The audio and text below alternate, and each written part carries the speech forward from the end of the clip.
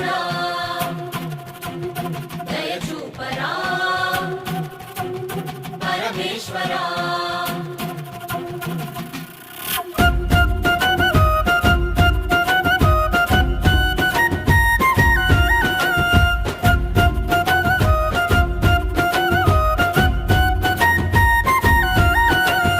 ఒకవైపు జననాలు ఒకవైపు మరణాలు నడి మధ్య మానవుడు నలిగిపోతున్నాడు. ఒకవైపు పాపాలు ఒకవైపు శాపాలు శాంతి